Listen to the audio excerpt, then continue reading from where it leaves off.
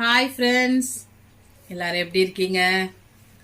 இனிய தைப்பொங்கல் திருநாள் வாழ்த்துக்கள். வாங்க, இன்னைக்கு நம்ம டேஸ்டியான சக்கரை பொங்கல் பண்ணலாம். இன்னைக்கு வந்து ஒரு ஸ்பெஷல் சக்கரை பொங்கல். எப்படின்னு கேட்டிங்கன்னா, நமக்கு கவர்மெண்ட்ல கொடுத்தாங்க இல்லையா ரேஷன் பொருட்கள், அது வச்சு தான் நம்ம இன்னைக்கு செய்ய போகிறோம். சும்மா சொல்லக்கூடாதுங்க, கொடுத்துருக்க எல்லா ப்ராடக்ட்டுமே சூப்பராக இருக்குது. பச்சரிசி கொடுத்துருக்காங்க, அப்புறமா வந்து சிறுபருப்பு கொடுத்துருக்காங்க, அப்புறம் நெய் கொடுத்துருக்காங்க, ஆவின் நெய். அதுக்கப்புறம் வந்து வெல்லம் கொடுத்துருக்காங்க, ஏலக்காய் கொடுத்துருக்காங்க, முந்திரி பருப்பு, திராட்சை எல்லாம் கொடுத்துருக்காங்க. வாங்க நம்ம பொங்கல் பண்ணுறதுக்கு என்னென்ன எவ்வளோ போடலான்னு மெஷர்மெண்ட் பார்க்கலாம். இப்போ நம்ம இன்னைக்கு குக்கரில் தான் பண்ண போகிறோம். ஆனால் மூடி போட்டு விசில் விட்டு வேக வைக்க போகிறதில்ல. பொங்க பானையில் வைக்கிற மாதிரி ஓப்பன்லேயே நம்ம வேக வச்சு பொங்கல் செய்ய போகிறோம். இதுக்கு பார்த்தீங்கன்னா, நான் வந்து இன்னைக்கு அரை கிளாஸ் இல்லை அரை ஆளாக்கு எதில் எடுக்கிறீங்களோ அதில் அரை இதுக்கு பச்சரிசி போட்டுக்கோங்க. அதே கிளாஸில் ஹாஃப் கிளாஸ் பாசிப்பருப்பு போட்டுக்கோங்க. ஸோ பச்சரிசியும் பாசிப்பருப்பும் ஈக்குவலாக போட்டு செஞ்சீங்கன்னா அந்த சக்கரை பொங்கல் வந்து நல்லா திக்காக வரும், பயங்கர டேஸ்ட்டாக இருக்கும். ஸோ இப்போது இதை வந்து நம்ம ஒரு 3-4 வாட்டி நல்லா வாஷ் பண்ணிவிட்டு, தண்ணி வந்து நல்லா கிளியராக வர அளவுக்கு நல்லா வாஷ் பண்ணி எடுத்துகிட்டு வரலாம். வாஷ் பண்ணி எடுத்துகிட்டு வந்தோன்னே செய்ய ஆரம்பிக்கலாம். இப்போது நான் வந்து அந்த அரிசியும் அரை அளவுக்கு அரிசி அரை அளவுக்கு பருப்பு போட்டோம் இல்லையா, அதை நல்லா 2-3 வாட்டி வாஷ் பண்ணிவிட்டு, 4வது வந்து நல்ல நம்ம ஆர்வோ வாட்டரோ இல்லை பானை தண்ணியோ, நம்ம வீட்டில் என்ன சமையலுக்கு யூஸ் பண்ணுறோமோ அந்த தண்ணி வந்து 5 கிளாஸ், ஒரு கிளாஸ் அளவு, அரை கிளாஸ் பருப்பு, அரை கிளாஸ் பச்சரிசி. ஸோ இது ரெண்டுத்துக்கும் ஒரு கிளாஸுக்கு நான் 5 கிளாஸ் தண்ணி ஊற்றி மொத்தமாகவே வந்து ஸ்டவ் ஆன் பண்ணி வச்சுட்டேன். இப்போ இது நல்லா கொதிச்சு பொங்கி வரட்டும். வெந்த உடனே உங்களுக்கு நான் சொல்கிறேன். இப்போ நம்மளுக்கு அரிசியும் பருப்பும் வேகிறதுக்குள்ள நமக்கு வந்து இப்போ ரேஷனில் கொடுத்த வெல்லமே பார்த்தீங்கன்னா நல்லா கிளியராக தான் இருக்கு.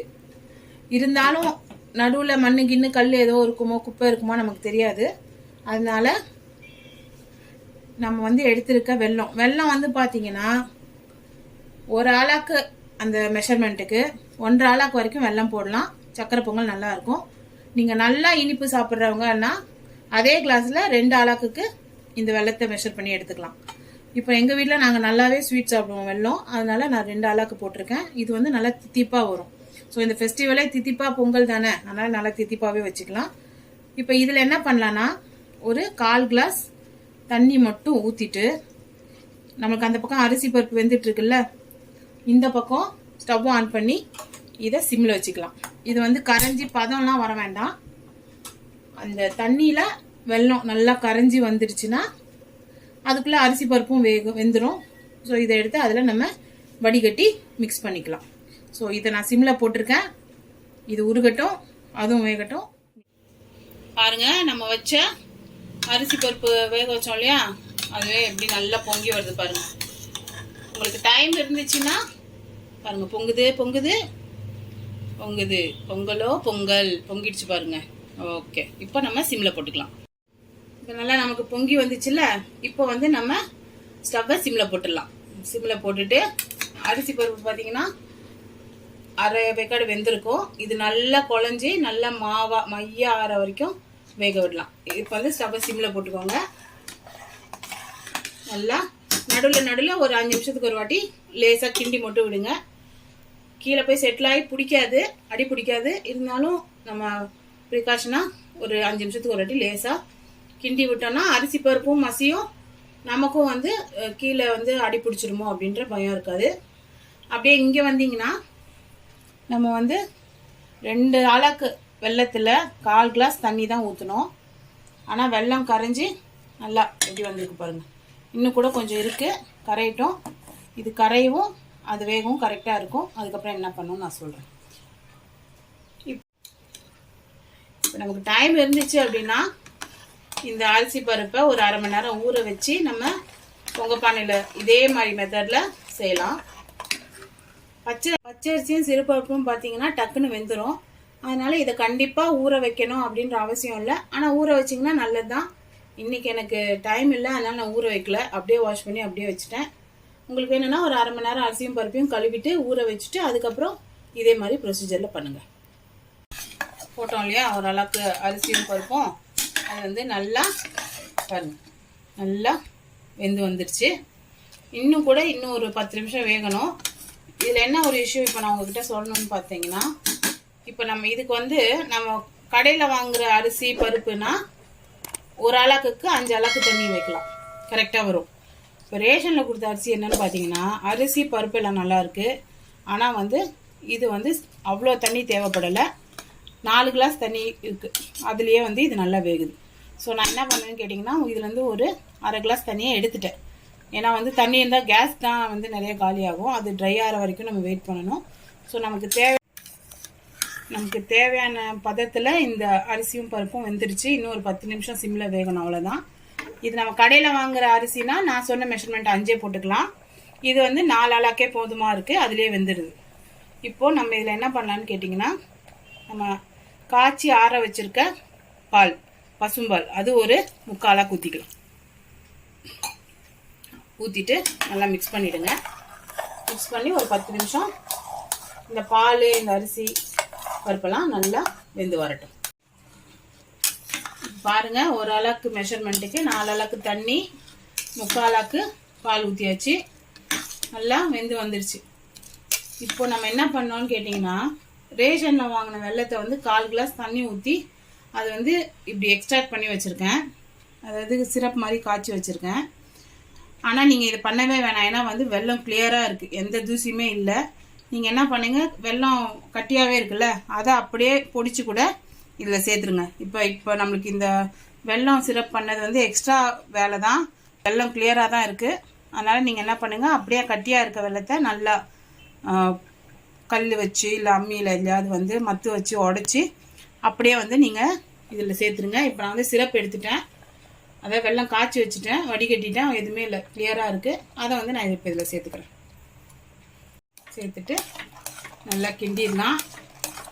இப்போ எனக்கு வந்து இது திக்காகிறதுக்கு எப்படியும் வந்து 5-10 நிமிஷத்துக்கு மேலே ஆகும். ஏன்னா வந்து தண்ணியாக இருக்கு இல்லையா. இது நான் தான் சொல்கிறேன், நீங்கள் உங்களோட வெல்லத்தை வந்து பொடிச்சு அப்படியே கட்டியாகவே சேர்த்துருங்க. சேர்த்துட்டிங்கன்னா அது இன்னும் கொஞ்சம் குக்கிங் டைம் வந்து கம்மியாகும். ஸோ திக்காகட்டும், கன்சிஸ்டன்சி வந்தோடனே நான் காட்டுறேன். ஓகே, இப்போ பாருங்கள், நம்மளோட பொங்கல் ரெடி ஆகிடுச்சு. இது கன்சிஸ்டன்சி எப்படி இருக்கணும் பாருங்கள். கரண்டியில் எடுத்து இப்படி ஊற்றணும், இந்த மாதிரி இருக்கணும். இது என்னடா இப்படி ஊற்றுற மாதிரி இருக்கேன்னு நினைக்காதீங்க. சக்கரை பொங்கல் இந்த இது மாதிரி எடுத்திங்கன்னா தான் சூடு ஆறி நம்ம சாப்பிடும் போது கரெக்டாக நம்ம எடுத்து சாப்பிட்ற சூப்பரான பக்குவத்தில் வரும். இன்னும் கொஞ்சம் கட்டியாக நம்ம எடுக்கும் போதே கட்டியாக எடுத்தோன்னு வைங்களேன், இன்னும் அது வந்து ஹார்டாகிடும், அது சாப்பிட்றதுக்கு நல்லா இருக்காது. ஏன்னா இதில் நம்ம சிறுபருப்பு போட்டிருக்கோம்ல, அதனால வந்து கொஞ்சம் நம்ம ஆஃப் பண்ணி ஆற வைக்கும் போது கெட்டியாகும். அதனால் நீங்கள் பாருங்கள், இந்த பதம் எப்படின்னா நம்மளது எப்படி ரெடி ஆயிடுச்சுன்னா இங்கே பாருங்கள், முட்டை முட்டையாக வருதா, தெரிக்குது பாருங்கள். ஸோ இந்த மாதிரி வரும்போது தண்ணி அளவு கரெக்டாக ஆகிடுச்சுன்னு அர்த்தம். இதை வந்து கிண்டிட்டு ஸ்டவ்வை சிம்மில் போட்டுட்டு இதை வந்து கீழே இறக்கி வச்சிடலாம். இப்போ நம்ம பொங்கலுக்கான தாளிப்பு சேர்த்துக்கலாம். இப்போ நம்ம வந்து சக்கரை பொங்கலை வந்து இறக்கி வச்சுட்டு இதில் ஒரு ஸ்பூன் நார்மல் நம்ம தாளிப்புக்கும் நெய் போடுவோம். ஆனால் வந்து சாதா கட்டியாக இருக்க நெய்யை வந்து இதில் போட்டுக்கோங்க. இதை போட்டு நல்லா மிக்ஸ் பண்ணுங்கள். நம்ம தாளித்து போட்டுற நெய்க்கு ஒரு ஃப்ளேவர்னால் இப்படியே போட்டு மிக்ஸ் பண்ணுறோம்ல, இது வந்து செம்மையாக இருக்கும் ஃப்ளேவர். அதுவும் இல்லாமல் மேலே பாருங்கள் அந்த ஒரு மாதிரி ஷைனியாக அந்த கிளேஸ் தெரியுது பாருங்கள். ஸோ அதுவும் வந்து இந்த மாதிரி போட்டு கலரும் போது கிடைக்கும். ஸோ இதையும் போட்டுக்கோங்க. இப்போ நம்ம தாளிப்பு போடலாம். இப்போ தாளிப்புக்கு என்ன பண்ணலான்னு கேட்டிங்கன்னா, ஒரு சின்ன தாளிப்பு கரண்டி வச்சுக்கோங்க. இதில் தேவையான அளவு நெய் விட்டுக்கலாம். இப்போ நம்ம தாளிப்புக்கு நெய் வச்சுருக்கோம். நெய் சூடாகட்டும். அந்த கேப்பில் நம்ம என்ன பண்ணோன்னா, நான் என்ன பண்ணியிருக்கேன், 4 ஏலக்காவை நல்லா போட்டு இடித்து வச்சுருக்கேன். மேலே இருக்க தோலெல்லாம் எடுத்துட்டேன். ஏன்னா தோலெல்லாம் இருந்ததுன்னா பசங்க வந்து தோல் மாட்டுது அப்படின்னு அதை ஒரு சாக்கு சொல்லி சக்கரை பொங்கலை சாப்பிடாம எஸ்கேப் ஆயிடுவாங்க. அதனால் நான் என்ன பண்ணியிருக்கேன், 4 ஏலக்காயை போட்டு நல்லா கல் வச்சு அதை வந்து பொடி பண்ணிட்டேன். மேலே இருக்க தோலெல்லாம் எடுத்து போட்டேன். ஸோ அந்த ஏலக்காவோட சீடு மட்டும் இருக்குது. இப்போ இதை வந்து நம்ம பொங்கலில் சேர்த்துக்கலாம்.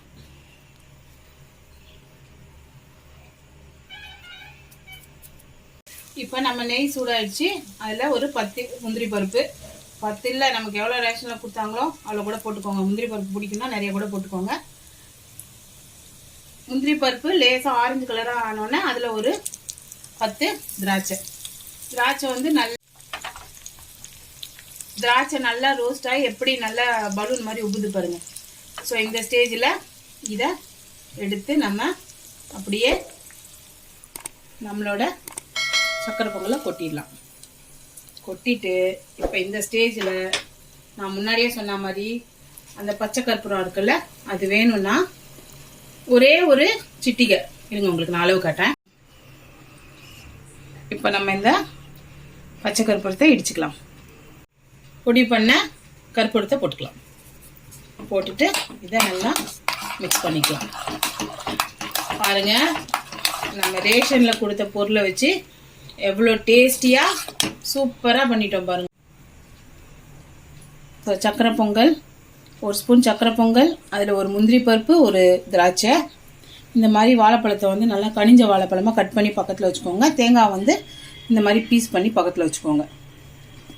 ஒரு ஸ்பூன் சக்கரை பொங்கல், அதுலேருந்து ஒரு திராட்சை, ஒரு முந்திரி பருப்பு, ஒரு பீஸ் கட் பண்ண பனானா வாழைப்பழம், ஒரு பீஸ் தேங்காய், எல்லாத்தையும் ஒரே டைமில் எடுத்து வாயில் போட்டு மென்று சாப்பிட்டு டேஸ்ட் பண்ணி ருசிச்சு பாருங்கள். எவ்வளோ செம்மையாக டேஸ்டியாக இருக்கும்னு சொல்லுங்கள். ஸோ இந்த ரெசிபி உங்கள் வீட்டில் ட்ரை பண்ணுங்கள். எப்படி இருந்ததுன்னு கமெண்ட் பண்ணுங்கள், லைக் பண்ணுங்கள், ஷேர் பண்ணுங்கள். என்னோடய சேனலை சப்ஸ்கிரைப் பண்ணுங்கள். சப்ஸ்கிரைப் பக்கத்தில் ஒரு பெல் ஐக்கான் இருக்கும், அதை டச் பண்ணி ஆல்ன்ற ஆப்ஷனை எனேபிள் பண்ணி வச்சுக்கோங்க. ஸோ இந்த சக்கரை பொங்கல் மாதிரியே உங்கள் எல்லாரோட லைஃப்பும் இந்த 2022 நல்லா இனிப்பாக ஸ்வீட்டாக இருக்கணும்னு நான் கடவுளை வேண்டிக்கிறேன். இந்த ரெசிபியை ட்ரை பண்ணிவிட்டு எப்படி இருந்ததுன்னு சொல்லுங்கள். ப்ளீஸ் என்னோட சேனல் சப்ஸ்கிரைப் பண்ணுங்கள். நெக்ஸ்ட் வீடியோவில் மீட் பண்ணலாம். பாய்.